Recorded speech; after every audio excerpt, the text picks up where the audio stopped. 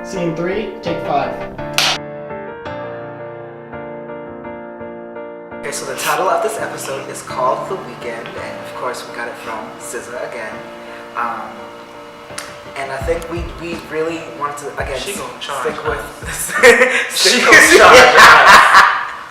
Go ahead. Sticking with the theme of song titles, and because the song was just like a very prominent song this year. That's why we kind of chose it as well. But because of what the episode is about, which is something that I wanted to do in terms of shocking the audience, because that's something that I like to do in my writing. I like to piss people off.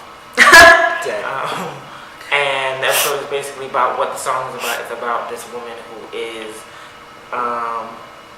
in this sort of setup with a man where there are 3 women and they all know about each other, and they serve their position. One girl, as SZA has explained, opts out, so then it becomes 2. It just becomes The Weeknd, and it becomes the other girl.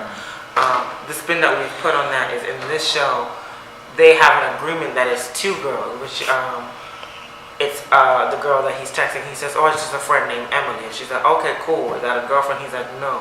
And they have this established agreement. So that's where we bring the song into play. And then I wanted to take it further, and I was like, we're going to do a 3rd girl, when the girl is going to actually be his girlfriend. And then she finds out that he has a girlfriend. So she's not upset because she's caught feelings. She's upset because he's lied to her, and this is clearly unsafe for people to be doing. And I didn't want to, when we were writing it, we were designing the outline, I remember you were like, oh, having feelings be involved, but I didn't want to do that because I feel like too many times in terms of when it comes to female characters and in introducing them in a way that is sexually liberating, they'll then have them catch feelings, which is then another archetype, it's another trope, it's another, convention, it's another cliche that comes into play. So I was like, I'm going to break that cliche. I'm just going to have her just exist in this relationship, and it's going to be more about the fact that he lied. Then it's like, oh, I caught feelings. So she's upset that he lied because who likes being lied to? Right. I think I picked having feelings is because I know myself. I'm a feelings person. So I wanted to kind of just put myself in that situation where I would have feelings for a person. Yes, that's fine. We have our agreement. But then once I find out that you have an actual girlfriend, that you have actually given someone a title, and that whole dynamic now changes because it's now I'm a side piece, and for me that feels weird. Right, but I think the interesting thing with not having that it's yes, the fact that he lied, but then we also have to think about it in her mind. She is then a side piece. Right. She is then instead of being like just one of his many friends that he frequents, she is now the other woman. Right. And now she looks crazy because people are like, this man has a whole girlfriend. And you're the one who in the relationship. Right. But she doesn't know. She's been lied to. So I think that, again, agent of chaos. See how that worked? It came agent of chaos. Lawrence. So you're not answering my text or calls now? This episode is a Layla-centric episode. It only features Layla. We do get Brooke at the end. But she is walking through the student union that is on their campus. And at the vending machine, she sees Lawrence. And she's like, this man has not answered any of my reaching outs. So she approaches him, and then he's there looking shell-shocked, like, oh my God, I've been busted. So it's the tell that people always talk about, it's the tell. So it's all in his attitude. He's like, oh, it's just all like, I've been busy or whatever. And then guess who rolls up? The girlfriend, Christie, played by my production assistant, the amazing Leah French. And then we freeze frame, we go rewind into the past. We go to 7 weeks before this event that we just saw, where they first meet in the mailroom. And he's very suave, he's very attractive, she's very attractive, but it's not her best day. So that's the funny thing that I saw when we did the playback, and Stephanie's all like, when he's opening the mailbox, she's like, oh God, I gotta fix myself against Looking for anything serious, really, right now. Just strictly sex. Oh, yeah. Boy, look, you don't gotta go over that with me.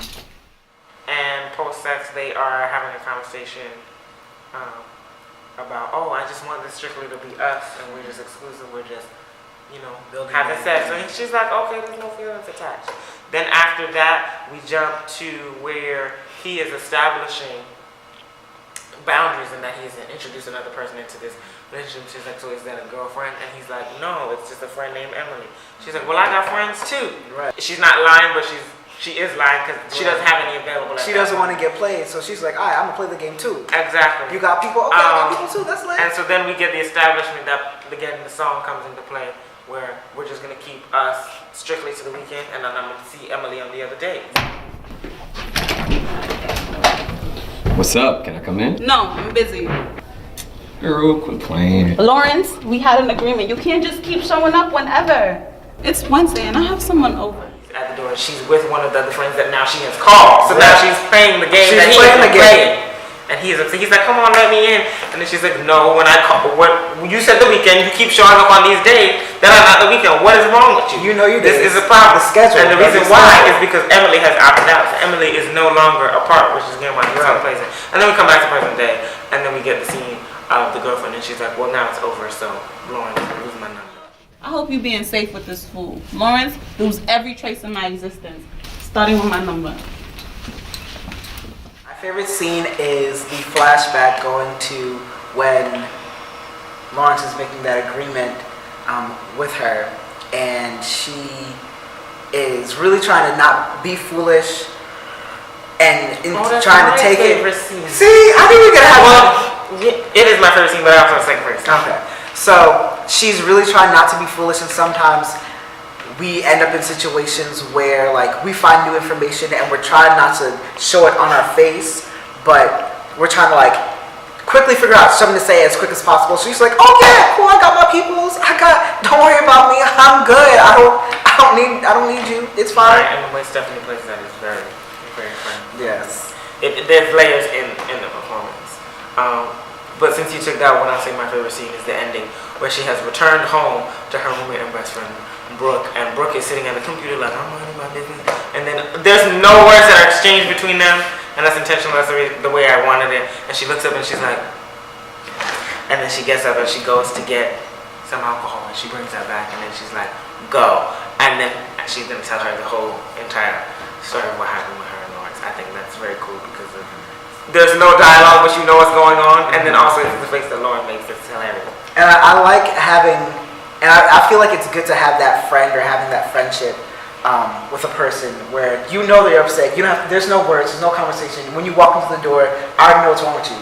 Let's talk about it. I know what you need. Let's figure it out. Let's do that. Either it's like some ice cream, some liquor, or just like some conversation to help you get that energy out.